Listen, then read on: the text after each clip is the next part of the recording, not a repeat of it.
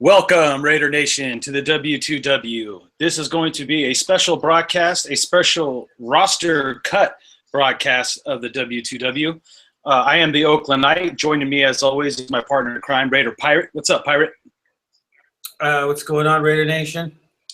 All right, guys, we thought we would jump on today and actually go over a few things. The first thing we want to go over is the roster cuts that just happened.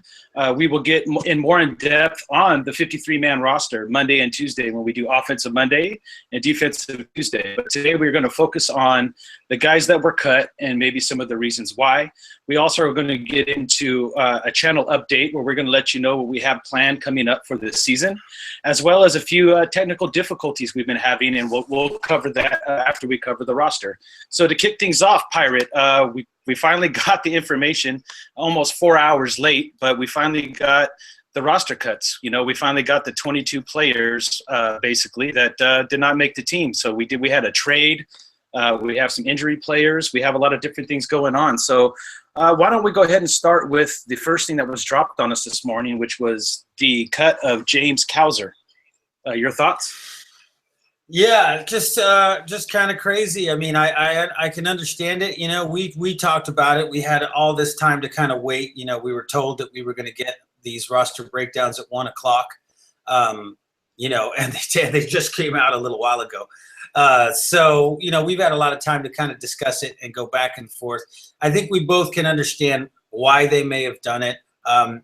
The depth that they have, our ability to rush the passer, and, you know, the fact that I think Cowser came out strong and kind of tailed off, and the fact that Calhoun basically came out kind of slow and really kind of picked it up. And as you can see in that last game, you know, was dominating, was becoming a dominant player.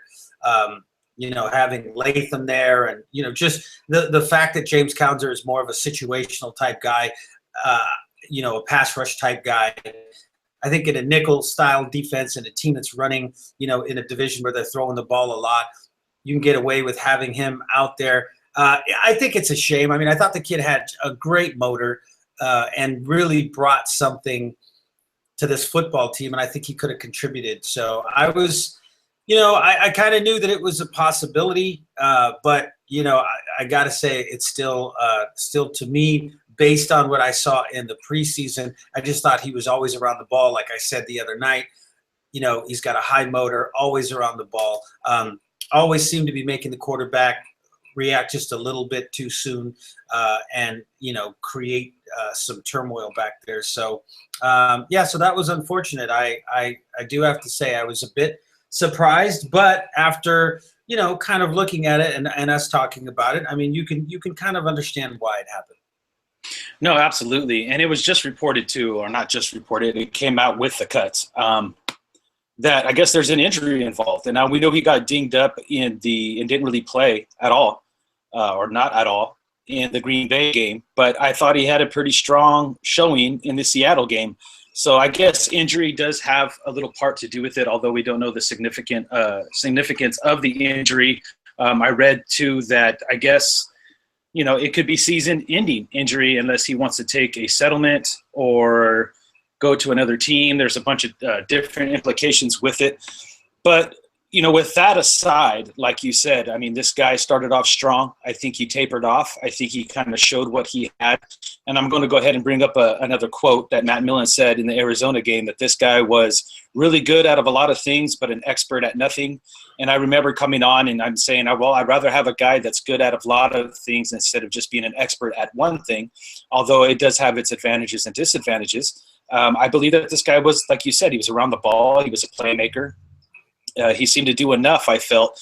But when we talked about it today, we talked a lot about the depth across this defensive line. Now, we do have Mario Edwards Jr.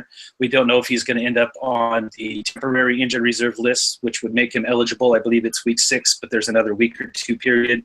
So roughly about November, he could return, but they haven't made that move yet. So Mario Edwards Jr. is the starter. So when you look at the talent pool that we had, and we talked about throwing guys like Autry, Ward, Latham, and Calhoun all in a bucket along with Cowser, it just seemed to me that what we saw from the preseason, that the other 4 guys, Autry, Ward, Calhoun, and Latham, seemed to show a little bit more of 4-down ability. And I think that would have came down to it, regardless if he was injured or not. I think him being injured just kind of made the decision a little bit easier. But, the fact that he's definitely going to be a candidate for practice squad. I don't know how he's injured. They put him on injury reserve, no.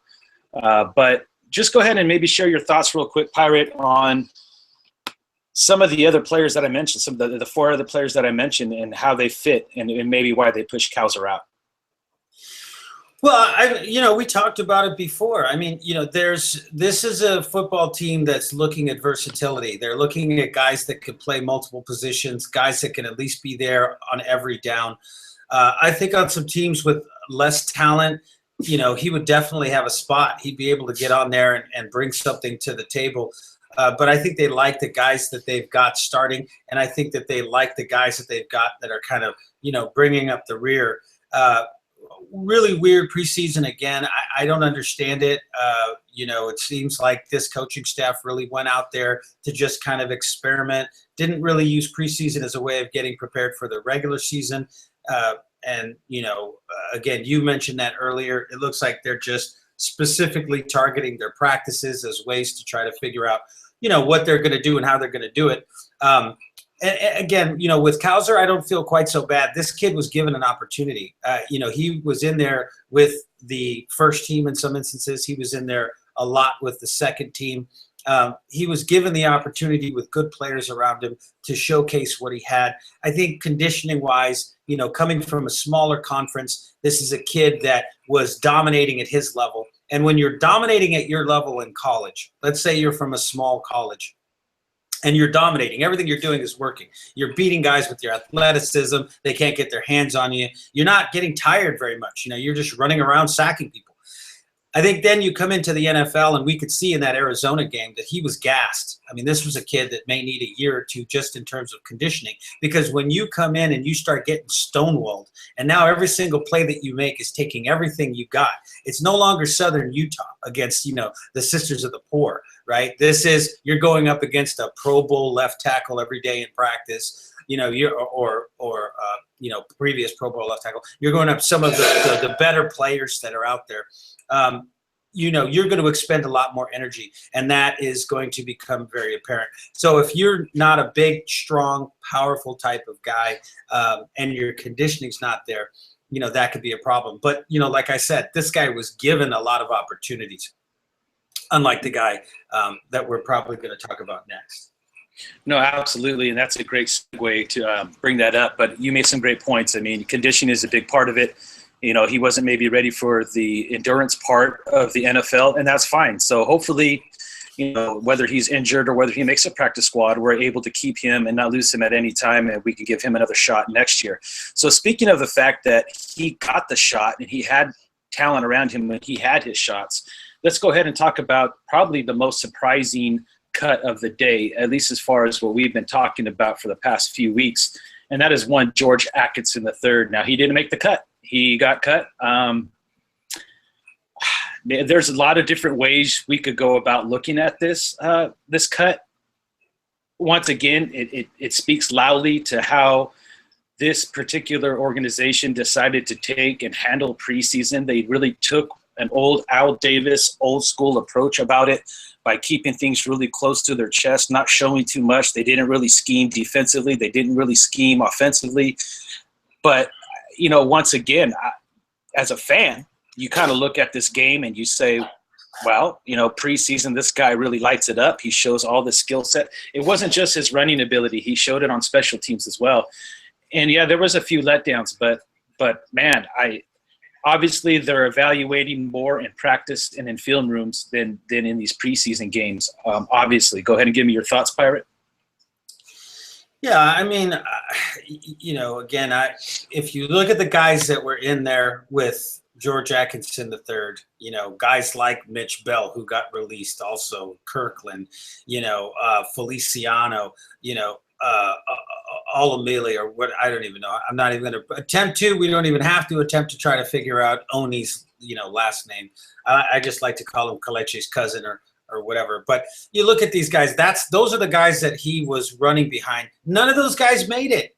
None of those guys made it, right? His quarterback was a rookie, and the rookie was throwing to guys that didn't make the team at wide receiver, right? So once again, you look at this entire last game and you say, well, most of the guys that really played a lot didn't even make the team. So why are they playing? I don't understand it. This was a guy that wasn't given an opportunity. I think that that's a shame. When he comes out in the first game and he has a big game, I think he probably should have leapfrogged either, in the second game, he should have leapfrogged Richard, because Richard had been injured. So let's bring Richard in the fourth quarter and at least get this guy in, while we're rotating out some of our linemen. I think he certainly should have had an opportunity, 1 or 2 runs in the Tennessee game with the starting offensive line against a starting defense to see if he really had any potential at all. But it seemed that every week he was coming in the fourth quarter. And that's just a head scratcher to me. He has special teams talent. He's a good runner. He's young. He's explosive. Okay, he's not a great pass catcher, but you know what? How about having him run the ball? Let's just have him in there running the ball. You don't need every single person on the football field doesn't need to be able to do 12 different things. If you're relying on your fifth read, to catch the ball or whatever, if your offense is so heavily predicated on the running back having to catch the ball as a primary way of attacking the defense, adjust to the talent level that you have. Adjust this offensive line. Adjust the running backs. Get into a system where you can take advantage of other personnel, because we saw all last year that particular personnel package wasn't working. So, to me, it was kind of a slap in the face. They were always bringing him in last.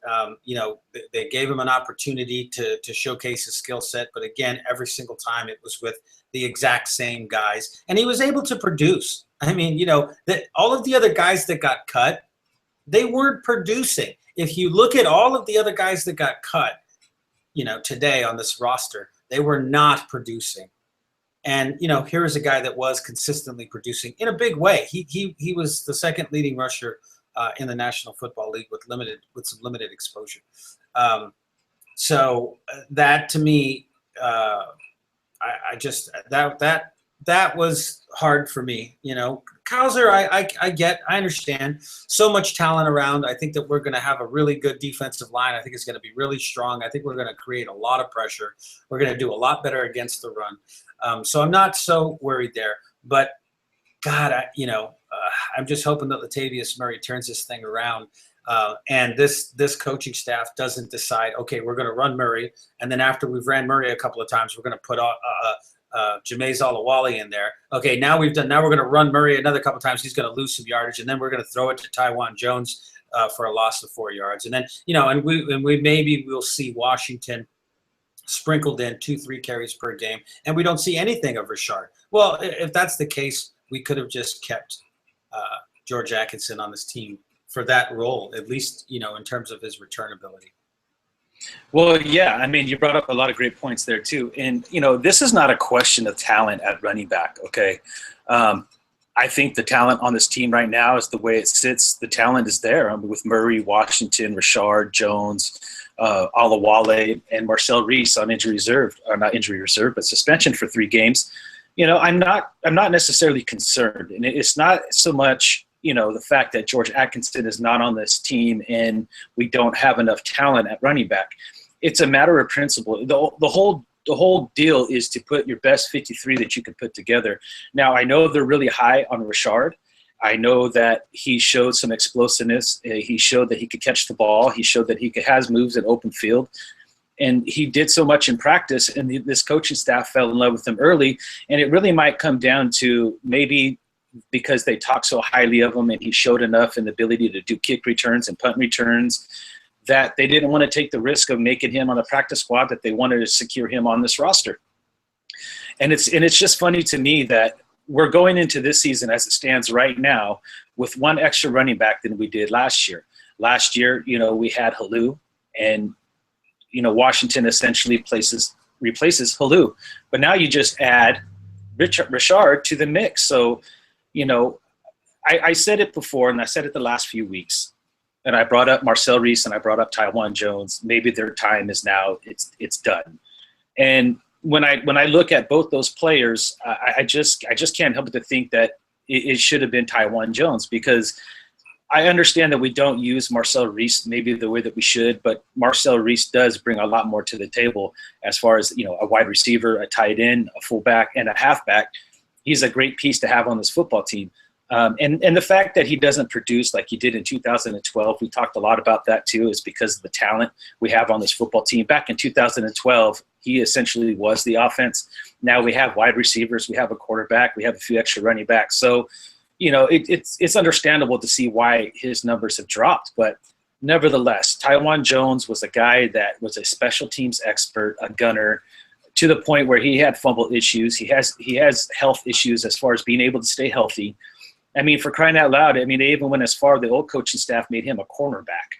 Okay, it was this coaching staff that came in. Musgrave loved his speed and wanted to put him back at running back. And I don't even regret that move. I think it was the right move.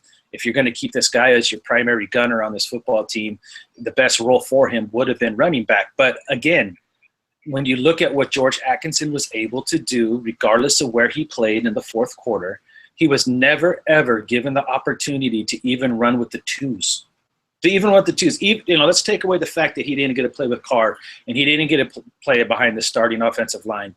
He didn't even get a chance to play with McGloin, with the second string offensive line, with Holmes, with guys like Holmes and Roberts and all these other guys. I mean, he was basically our offense in the fourth quarter, and the score would have been one-sided had he did not return that kickoff return the other night. Now I know that he had the fumble and caused us, to even lose the lead more, and he also had the drop pass from the fullback position. But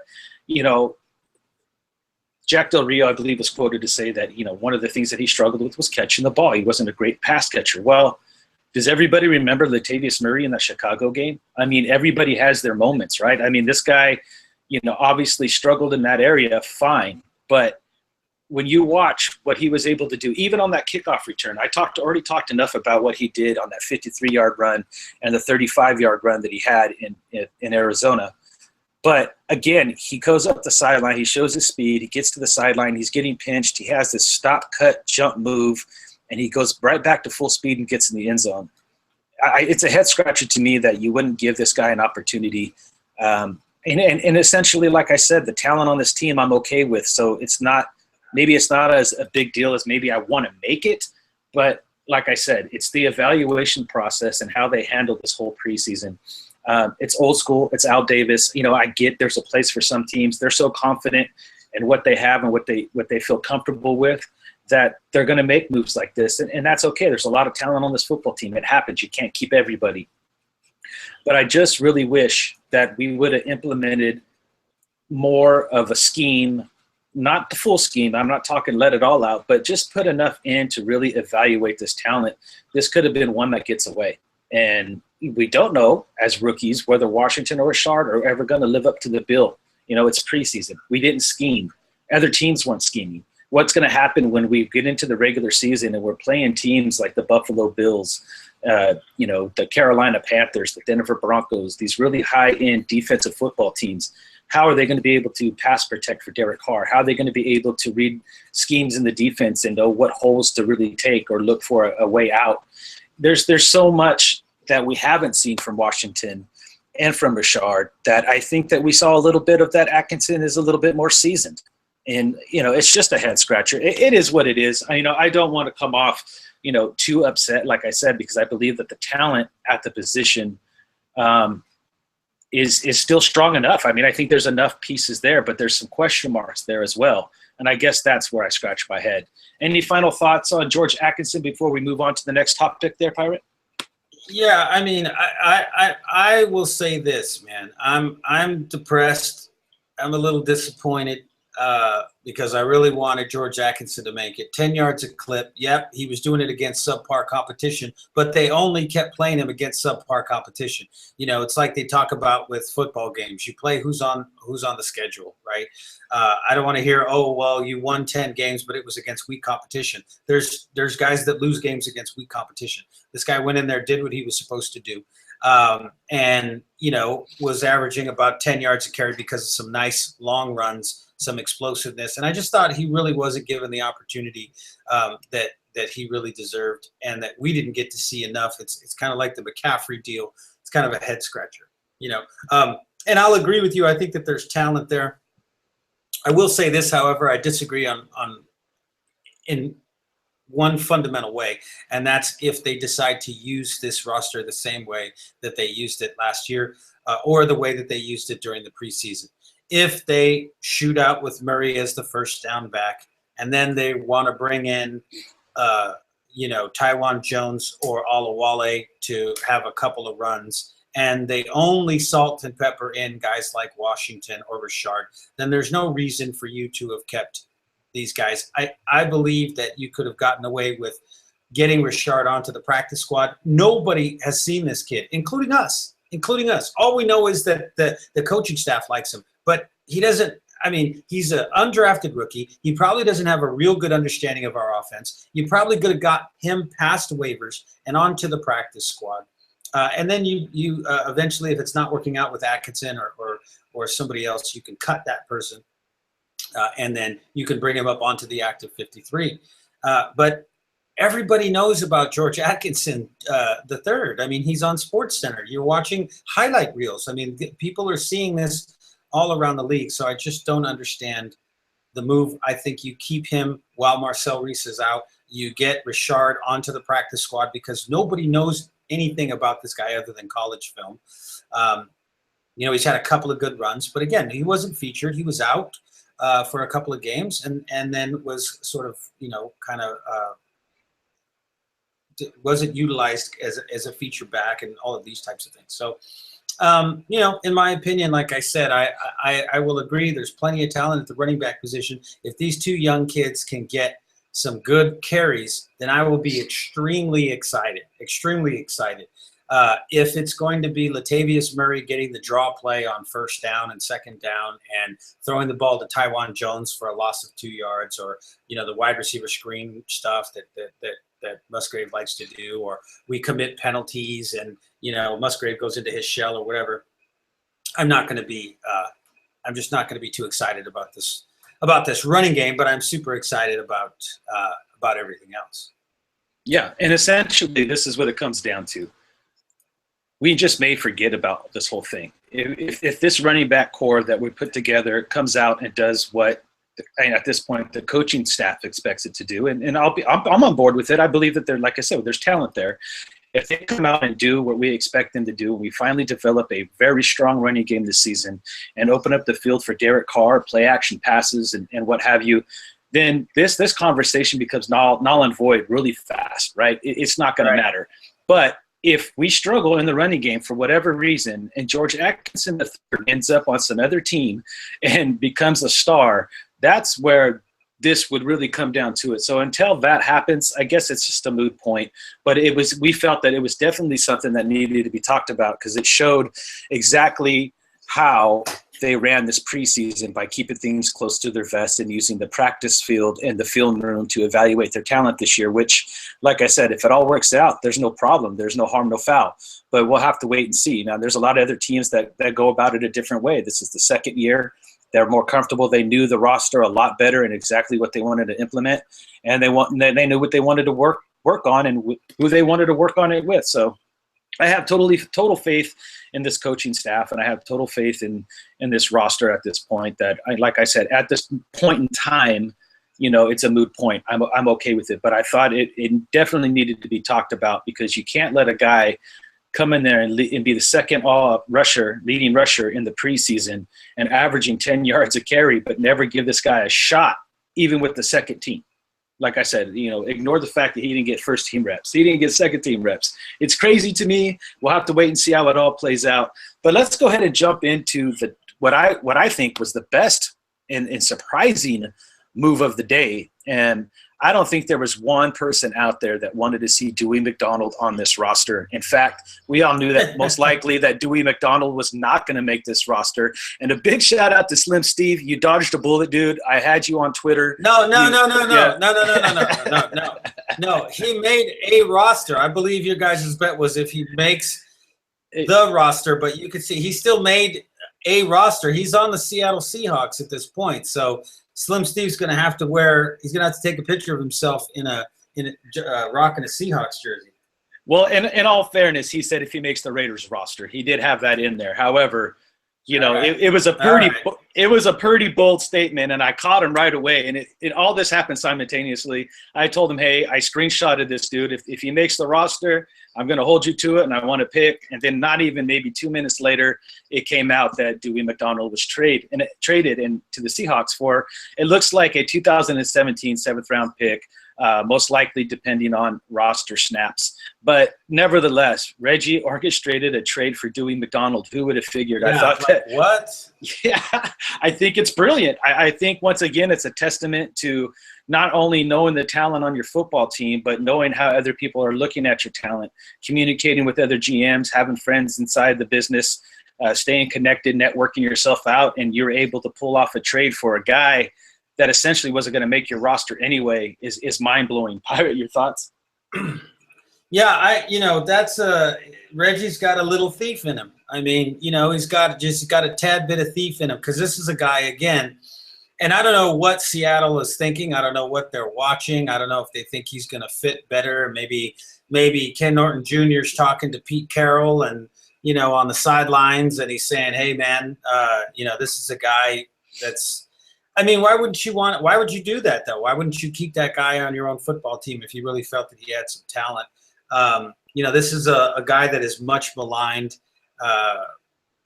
Another guy that started off decently and then just went into a tailspin. I mean, a seventh-round pick, again, look, I look at it this way.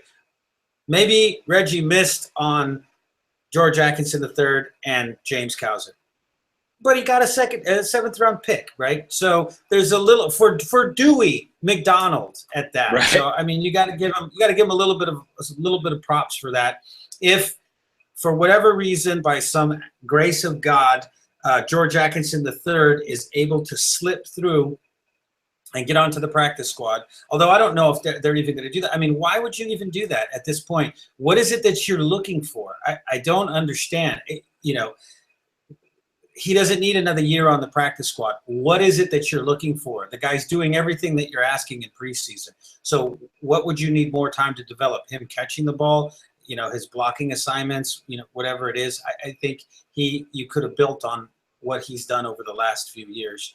But if for whatever reason he does end up, or Cowser ends up on the practice squad, both guys that have produced a lot. I mean, these are two dangerous players just to throw out there and say, hey, we're going to try to sneak these guys onto our practice squad.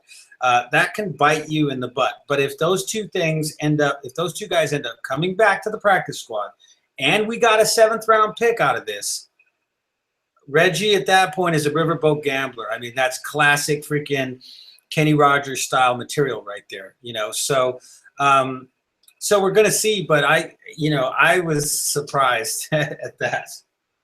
No, and I thought it was brilliant. And just for the record, a seventh-round pick might not seem like much, but if you just look at what Reggie's been able to do over the course of his tenure, let alone the last few years, let's just take a look at this 53-man roster real fast as it stands right now. You got Jalen Richard, Johnny Holton, and Latham, all undrafted rookies that made this 53-man roster. So that seventh pick, when you look at what Reggie's been able to do, finding guys like Seth Roberts, Rod Streeter at one point, Denarius Moore at one point. This guy knows talent. I've been saying it for 3 years now. This guy has the ability to evaluate talent. So that seventh-round pick could essentially turn into gold. So once again, round of applause for Reggie McKenzie. I think that it was unexpected and another brilliant move. It really is, to be able to. Now if it becomes conditional, like he has to have certain snaps, we may never see the seventh-round pick. But again, I mean, this is a guy you don't cut. You potentially get a seventh-round pick for. Amazing. Right. Okay, the last player I want to talk about, it's more of an honorable mention. And the reason it's an honorable mention is because there was actually some high hopes for this guy. But once again, he ends up injured. And I think he's a little too injury-prone for this team at this point. And that is one Nieron Ball. He was cut, but he's an injured cut, so it looks like he might once again be on a season-ending injury list. So, Pirate, what's your thoughts on Nieron Ball and the letdown there? Yeah, I mean, this is a guy, again, comes out, flashes some talent, is the one guy that can cover tight ends all of last year, just can't get that knee right, gets in there and has the surgery. And this is why they tell you about guys like the kid from UCLA that the Jaguars drafted. What was his name? Miles Jack. This is why they talk about the microfracture surgeries and all these different types of knee surgeries.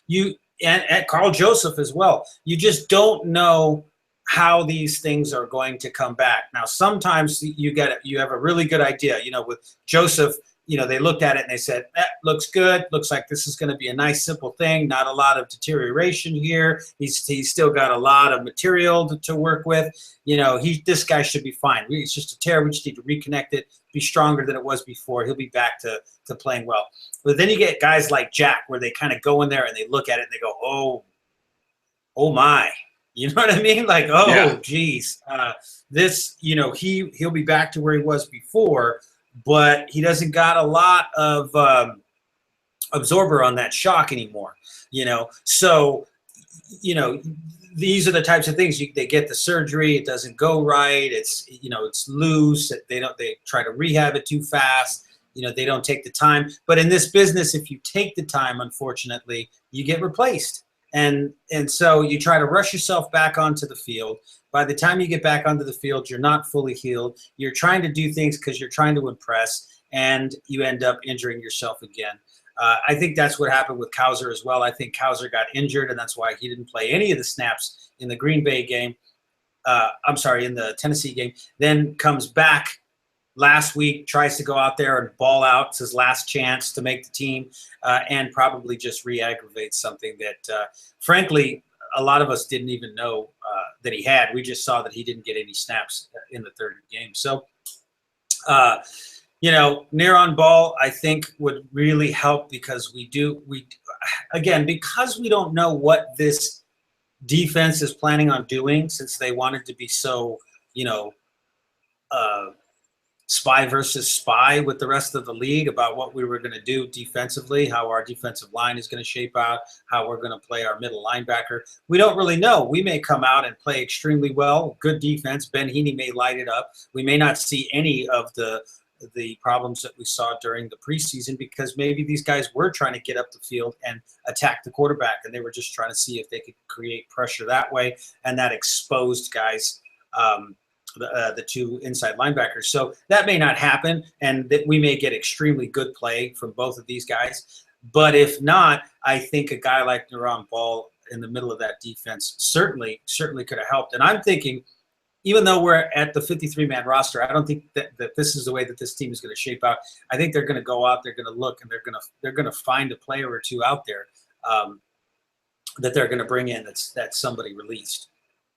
No, yeah. And the biggest thing, I guess, with me and Nieron Ball was the fact that there was a little bit of high hope. I'm not going to say that he was a for sure shot, but he came in last season.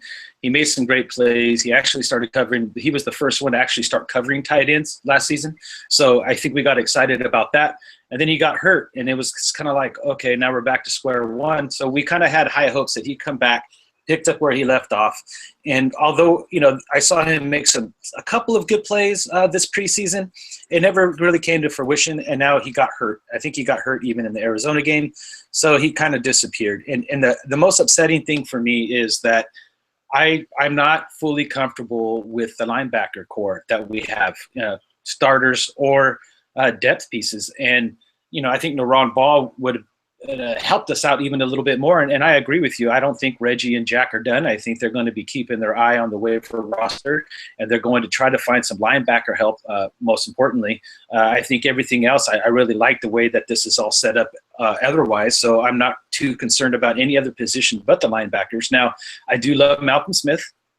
I believe that Ben Heaney has some talent, and I do believe that Corey James has shown some good things. I think that we have enough to get by, depending on how this defensive line gels. But it's that strong backer spot that I guess really got me more concerned than anything. Now, we do have guys like Khalil Mack and Bruce Irvin on this roster, guys that are predominant strong side backers that could do the job if need be. Obviously, it won't be Khalil Mack. It'll probably most likely be Bruce Irvin. But then that kind of takes away from the thunder of what you brought Bruce Irvin in here to try to do, which is create more pass rush on the outside. But I mean, at least there's an insurance policy. There's some pieces that we can move around if it becomes an issue. I think Calhoun shows some great improvement in being able to handle that spot. We're still waiting on a verdict, although very unlikely that Aldon Smith plays in November. I would probably bet more against it not happening than happening. But, looking forward, there is options there. I guess it's just unfortunate. I wish the guy the best of luck. I really don't see him even coming back to this team, practice squad or anything.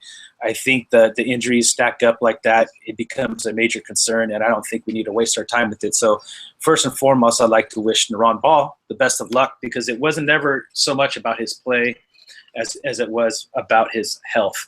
Any final thoughts on Nieron Ball before we change gears here, partner? Yeah, I mean, I think if Carl Joseph can, get his stuff together, he's going to make a difference there in terms of helping out those linebackers. Remember, we're going to be primarily in a single high, so Joseph will be running around with those guys as well, and I think he'll do a much better job than the safeties that we've had. I mean, obviously, Charles Woodson did a fantastic job, but he was not a true strong safety. Oftentimes, he'd rotate out as well. So, but I think he's going to do a lot better than the guys that we've had there the past few years, and that's going to help. If he can get it together, he can't be getting suckered in and getting knocked down and things like that. So, but once again, this defense will be a little bit different, and I think that, like I said, they'll get it figured out. Yeah, and in closing thoughts,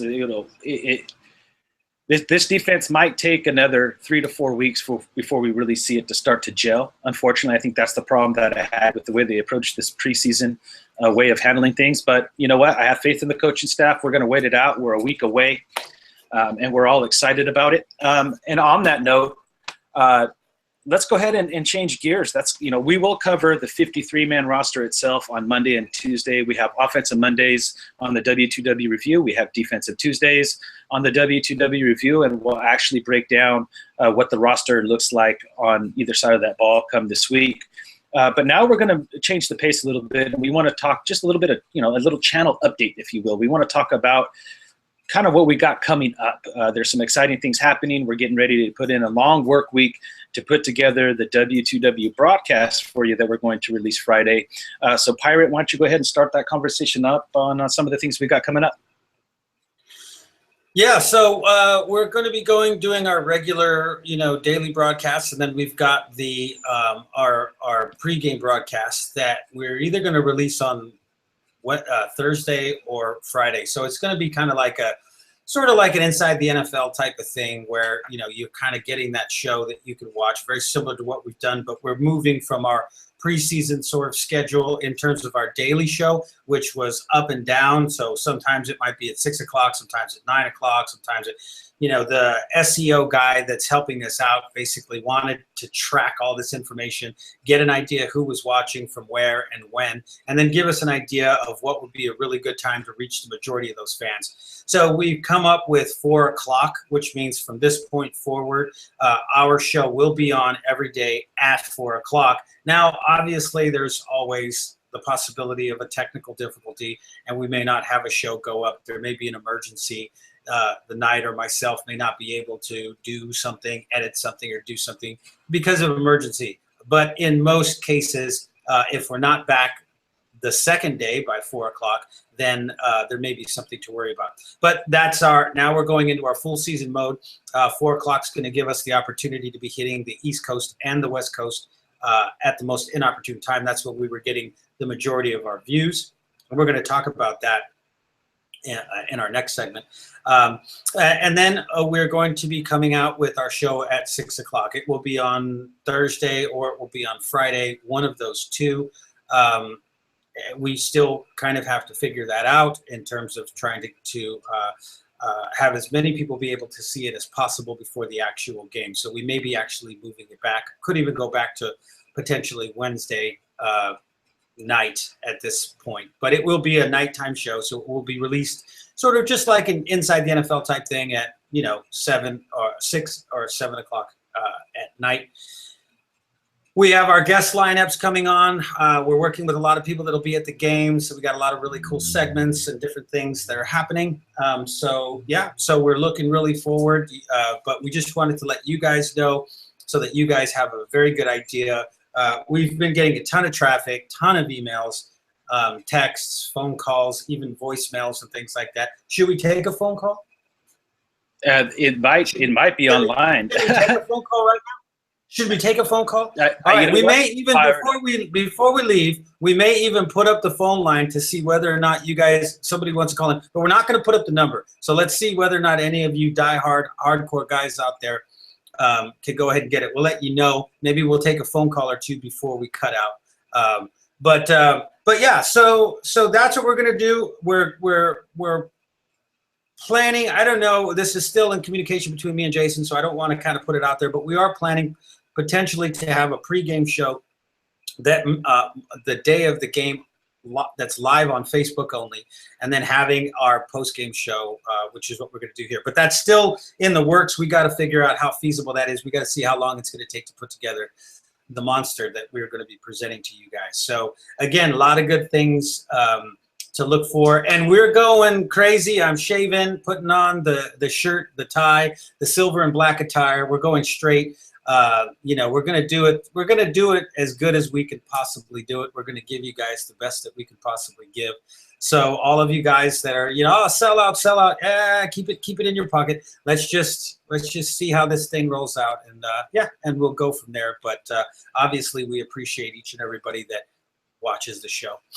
No, absolutely. And we would just want to let you guys know what our primary goal is too. Our primary goal is not to try to be professional. Our primary goal is to be professional. There's no trying involved. We really try to watch our language. We want this to be a family-friendly show, a show that you could turn on and watch with your kids if you choose to without, because there's no real way to censor what we do.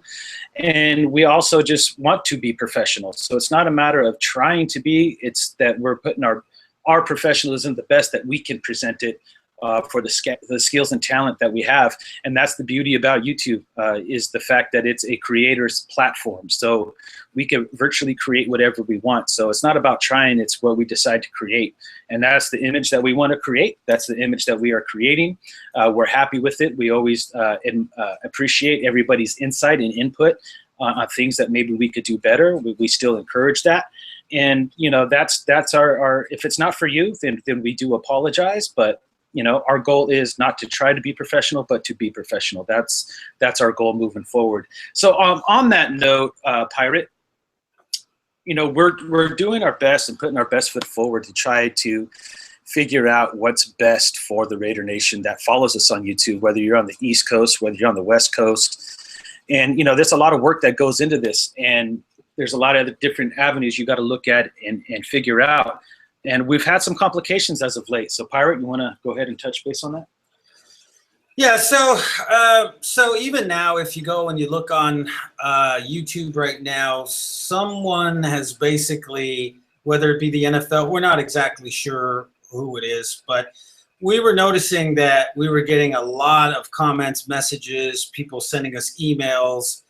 Hey, I watched the show, viewed this, did that, but we weren't seeing a lot of those things coming across. And we started looking into the analytics, and Jerry, our SEO guy, really kind of looked into some of these things. And even right now, it'll say that we've got 1,500 views on our show, and then when we go into the real-time analytics, we'll have 4,000 views. And they're coming in extremely slowly, and then all of a sudden they're popping in. Well, Jerry contacted Google, why are these things getting throttled? What's the reason for it? And it came back that somebody's putting our videos into playlists with copyright-stricken material. So there's somebody called Love3 out there. So if you look up Raiders versus Seahawks, we're trying to do everything right. We're using our keywords, our tags. We got an SEO guy. So we're thinking, wow, this thing should be exploding. We're sharing through all of our major networks. And we've got so many other people out there that are also sharing our information. We should be seeing these things coming through.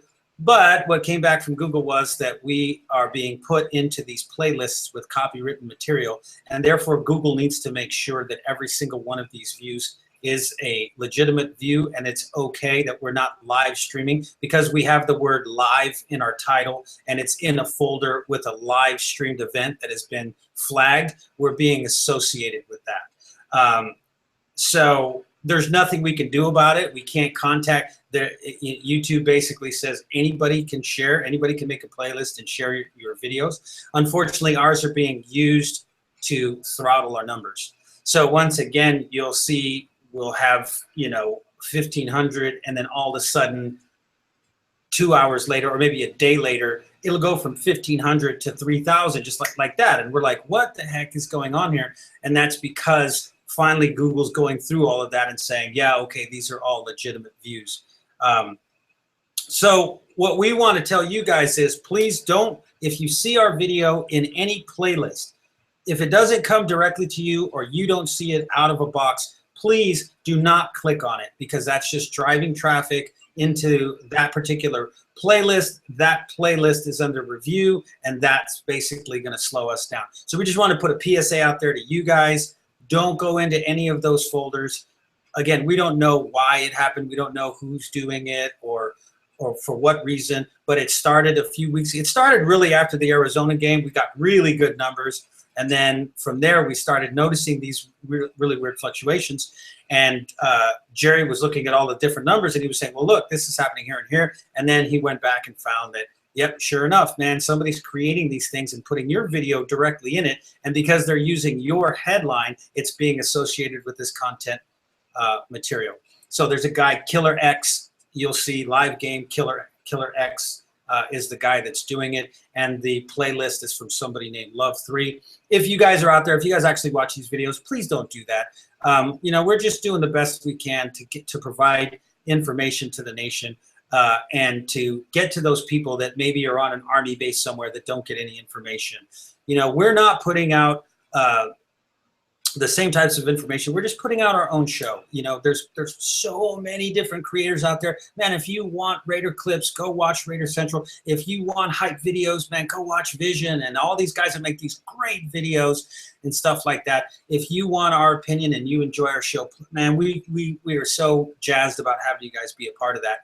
But once again, just if you can, if you don't see that little thing come up either through Facebook or through Twitter, YouTube itself, Twitter, yeah, just don't click on it. We'd rather have you guys not click on it and not watch it than basically have the potential of us being copyright stricken. And like I said, we don't know if it's an NFL person. We don't know if it's another YouTuber, or we have no idea. We can't really do anything about it. The only thing we can do is educate you guys and just say, if it's in a playlist, just stay away from it. Maybe send us a message or something. Hey, you guys didn't release something. There's only these ones that are in this thing, and we'll go from there. But we're just super excited when we watch the real-time analytics. I mean, the show's growing and growing and growing, and that's such a really, really cool thing. We're only here also to provide Raider information. So once again, we don't want to kind of come in here and talk about all kinds of things unless they're pretty much centered around the Raiders. This is a news style of show, but it's not necessarily just news. So we hope that you guys appreciate it. And like Knight said, we want you guys to put the comments in. We've even talked just this week about changing our thumbnails, changing the music to our daily show, because people have said, hey, you know what, this sounds like it's soccer, it sounds like this. We take, if it's going to help this show, we absolutely take all requests. And if it helps, there's guys, stop the dog. I'm not going to go out and shoot the dog because somebody wants to listen without a dog barking in the background, or go put them out in the rain or something like that. If there's things that we can't do about it, that's a different story. But if it helps out this broadcast, and we want you guys to help us to be the best broadcast that we can be. We want you guys to tell us, hey man, you know, you guys are doing this right, but you're not doing that right. How about some more of this and a little bit less of that? Somebody asked, do we ever fight and argue? We disagree every single day, but we talk about our disagreements. You know what I'm saying? We talk about our disagreements. We don't have to argue about them. We don't have to sit here and yell at each other to get our points across. I change my opinion, he changes his. So, you know, we just want the best show that we could produce for you guys, and we are super excited because it's coming. The real deal is coming, and you know, we're down to our 53 now, man. And it's going to be awesome. We got some new commercials coming out, some new advertisements. Our embedding campaign is going extremely well. So once again, it's not showing up in the numbers for whatever reason, but I'm sure it will. If you get a chance, go back, click on the video again, just so that we can see how it's how that particular video is working and why why these things are slowing themselves down. So hopefully next week we won't be in a folder with a live streamed game. That, you know, for whatever reason. So, yeah, but that is that. And we are super, super, super excited about being able to have our first after show. We got a mystery guest on the commercial. Those of you out there that are Star Wars fans, we got a commercial coming out with a mystery guest that just happens to religiously listen to our program, even in a galaxy far, far away. So with that, Knight, go ahead. You're on. No. So yeah, just keep in mind, guys, that, you know, we don't know why these things happen. I know there's a lot of other people that get attacked for no reason, but at the end of the day, there's no room for it. So please, if you see us in a playlist, don't click on it. Whatever you do, it's not coming from us. And we also wanted to make sure we documented it here. That's one thing that Jerry told us that Google said was, you know, document it, make sure that you have verbal document. That's what we're doing here, to let Google know if it ever gets this far that we are not Killer X, we are not Love 3, we are not none of these guys. So that our material is being taken. Now, there is only one thing that we could essentially do, which would be to stop the embedding of our video, but that takes away from us being able to network and advertise. So we don't want to do that either. So, you know, we know that we're innocent, so we're just going to let it play out. And, you know, just know that Google's been advised of this, and they have their own ways of handling it, how they do it, if they do it. They got millions and millions of creators here on YouTube, so it's nothing that, you know, we could do about it. It's just we're going to continue being us and being the best us that we could be, and bring you the kind of content you guys could be proud of. Pirate, did you want to try to open up the phone lines and take a few phone calls, or should we wrap it up? Yeah, the phone line is open. So if you know the number and you want to call and talk to us and tell us about maybe somebody that got cut, we're only going to take a couple because we just wanted to pop on today to kind of get some of our thoughts and opinions out there. So if you know the number is 888-912-9846. So if you, we'll probably leave it open for a few more minutes and then shut it down. Hang on just one second. Yeah. I also wanted to talk real quick while Pirate goes and handles Cujo. As far as like the opening music, people are, you know, what kind of material we put in our videos. You know, our primary focus at this point. All right. Our primary focus. All right, man, we already got a couple. All right. I'm going to have to save that thought for another time. Let's go ahead and take the phone calls, man. Let's see what we got. Hello. All right. So we got an unknown caller calling in. Caller, you're on. What's going on? This is Raider Beast. Raider Beast. What's happening, Raider Beast? Can you hear Jason? Yeah, I could hear. Okay, Raider Beast. I hear Jason. I only hear you, Pirate. Can you hear me now? Yeah, I can hear you now. Okay, we're good. Okay, there you go. All right, go ahead, Beast. What do you got? All right, man. Not much, man. I'm just calling in. I'm watching your show right now. I just wanted to chime in on the George Atkinson being cut. And telling the truth, what I think is that Jack Del Rio right now, he's basically looking for his next Maurice Jones-Drew. And, Richard and Washington, they both fit that mold. And that's what they want to do. They just want to find somebody that is basically like Maurice Jones-Drew. And because, JDR, he had a bunch of success with them. So now, he basically chose them two over George Atkinson because, they're just different. They have the same type of runner. These other guys are, small, but they're like bulky and strong, So that's what I think. I think that's the reason why they let him go. And the other thing was that I'm glad that Latham he was put into the 3-man lineup. That guy was a beast.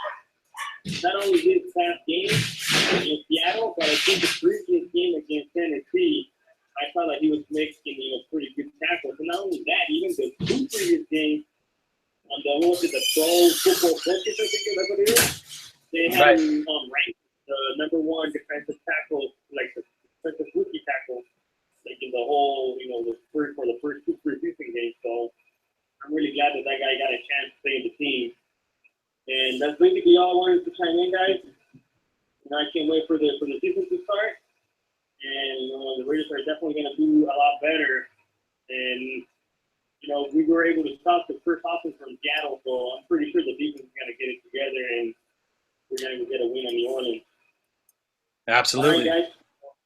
Thank you. Have a great day, and go Raiders. Right on, Beast. Thank you, man. Yeah. Take care, Beast. We'll talk to you next week. Sorry about that. Got a issue there with the doggies. But, all right. Watts, Raider. What's going on, brother? Hey, man, I had to call in as soon as y'all put the number up, man. But most of my boys made the squad, man. I'm happy about that. The majority made the squad, man. The A3, man, I'm going to say it again. We should have kept him. He's better than Taiwan Jones. He's better than Taiwan Jones. I don't care if if him and Rashard are the mold that Jack Del Rio is looking for. That's fine and dandy. But he's better than Taiwan Jones. So I felt that, they made a little bit of a mistake because I don't think he's going to pass a waiver. Somebody's going to pick him up to give him a shot. But if he does, then we'll just go with that. I think that will be the best case scenario. But I think now it's a lot of pressure on Taiwan Jones. So the first fuck up, the kids are going to roll. So yeah, hopefully Rashard and Washington will make enough impact to where Taiwan Jones won't have to say much or won't have to do much.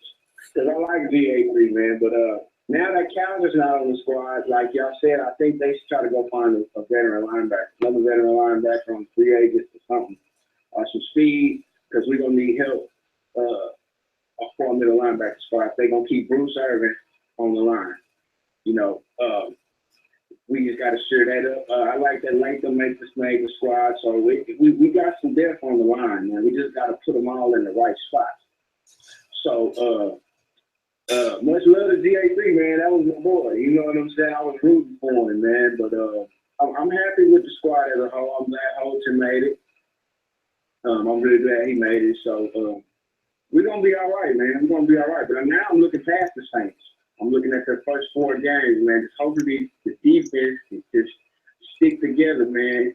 And these first beginning weeks, man, and just jail. So by the time we hit like week 5, week 6, we got our formula game plan. We coming in. When we coming in on defense, we try and give them a third down. So, I think we'll be good, man, but I don't want to take up too much time, man. Much love to y'all, brothers, man. Much respect. But I just wanted to chime in on my boy GA3, man. I hope he passed the waivers and he can still keep it some form of fashion. But shit, Raider Nation for life, man. Shit, it's almost here, man. Almost. So that's a question. I think Watts brings up a really good point, and this is something I think that we've tossed around too, Jason, and that is that he is better. This was not really about GA3 versus Richard. This was about Richard and GA3 versus Taiwan Jones, right? Taiwan Jones has been injury prone. He really is a one-trick pony. So the question that the thing that Watts just said basically rings true. He's better. We're not comparing Richard to Atkinson. We're comparing them both to Taiwan Jones. What are your thoughts on that, Knight, in terms of is GA3, in your opinion, better, which I believe that he is, better in this particular system than Taiwan Jones?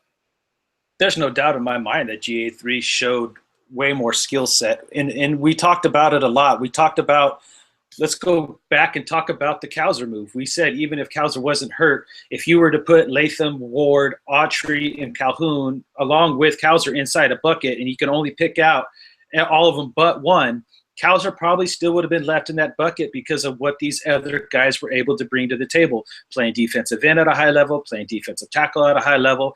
Calhoun showed towards the end that he grew and was coachable, and with his speed and all-around athletic ability, he out-edged Cowser. So, you know, I get that move. That move is not a problem. But when you look on what we're talking about here, Atkinson versus Taiwan Jones, very similar to a point, right? Both of them could return kicks. Both of them showed ability to be gunners or a big part of being able to run down and tackle people on special teams. So then it really came down to, okay, running back. Because we didn't see any of Taiwan Jones, all right? We saw Atkinson return a kick, regardless if it was late in the game, blown coverage. But, you know, we didn't see Taiwan Jones returning kicks. It was really Richard and Washington returning kicks, even punts. So, and Holton. So, I mean, that's not even the case at this point. When you look at pure size, and I said this just last week to Pirate in a production meeting. We don't, you know, if you were to line up Atkinson and Taiwan Jones and have them race on a 40, Taiwan Jones probably edges him out speed-wise, but edges him out. I don't think he necessarily blows his doors off. So to me, it really comes down to his ability to run inside the tackles a lot better. He's a bigger back. He's a more explosive back in that sense. You know, Taiwan Jones is fairly, you know, for the most part, a one-trick pony, which has its place on this football team. If you look at how many running backs we're carrying, okay, I could see him being a specialist. The only thing that Taiwan Jones may have on him, he might be a lot better if you roll him out and line him up as a wide receiver on a linebacker. But outside of that, I mean, as an all-around four-down back, so he's a running back. I don't care how good they play receiver. Even Marcel Reese as a tight end. I can care less about all that. A four-down running back. That's what you have him on, a four-down halfback. George Atkinson is better than Taiwan Jones. Yeah. Watts, your thoughts? Yeah, for sure, man, because, I mean, that basically came down to it because, like, okay, now say if they wanted to keep Atkinson, then that meant they would have to let Omoile or Reese go. And then fill in like that. So they just, I think they decided to stick with Reese, which they did. So that extra spot wasn't there. So basically, it came down to Taiwan Jones. I feel like they should have picked GA3. That was what they was talking about when they got to the running back. They wasn't talking about nobody else. Everybody else was pretty much solid. Because Rashad proved that once he learned the offense, he can operate in the offense. And Washington, he did really well. So, and Latavius Murray is shaky right now. So it's like these cats don't get some player time. I think GA3 should have got put in the mix over Taiwan Jones because he could bring more. He could bring what Taiwan could bring, but more, better, you know. And he just got that mentality. I'm trying to score. You know, I'm trying to make ESPN highlights. I mean, whatever his motivation is, you know, he got it. You know what I mean? Because, like I already said, man, we're going to make mistakes, man. But don't worry about mistakes because there's only one thing that matters. Just win. Just win, baby. I feel like he was a winner. He was a winner. So, other than that, I'm satisfied. You know, a lot of the cats I'm glad they made, and I think they will be able to make an impact. But I think we should try to go get one more linebacker from somewhere. We need something. We need one more, you know, because somebody's going to get hurt. So, I don't know. I'm shaky on that spot, just like Knight said. You know, that's the only thing I'm looking. We relatively healthy, so I'm happy about that. But I don't know, man. Maybe Carr could just come out and just give a cool and crab, and have us up by 2 touchdowns or something. Or whatever going in the halftime. Like that. The defense don't have so much pressure on them. Yeah. So, hopefully that line will get it together and we can contain the run. I mean, we might give up a few yards here and there, but as long as we can try to contain it and let the pass coverage take care of itself, we'll be good. And try to jump on teams early. Don't play with them.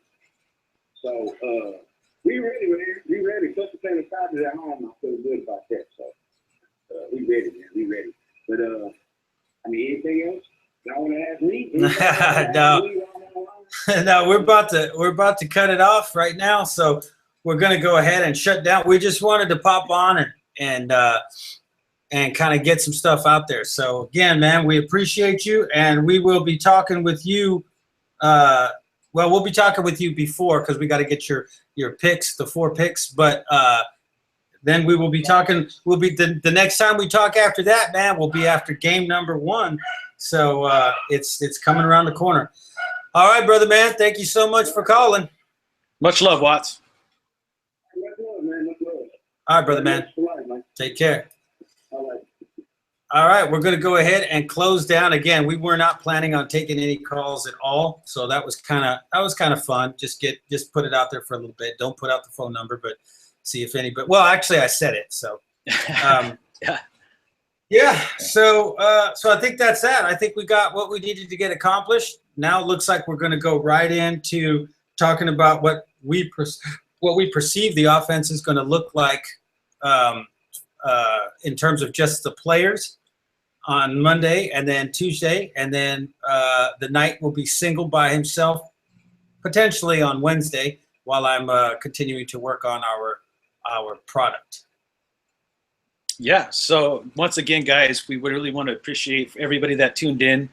We can't wait to go and read the comments and see what your guys' thoughts were on these cuts and these moves pertaining George Atkinson III and maybe even James Cowser, or maybe even your thoughts on Nieron Ball.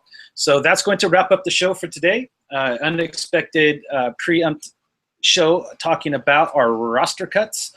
It was a lot of fun. Thanks for Watts Raider. Thanks for Raider Beast for calling in. We really appreciate it. And like Byron just got done saying, we'll be back Monday for Offensive Monday. We'll talk our 53-man roster as it pertains to the offense.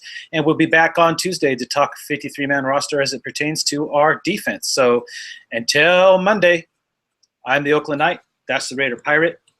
And you guys stay Raider strong.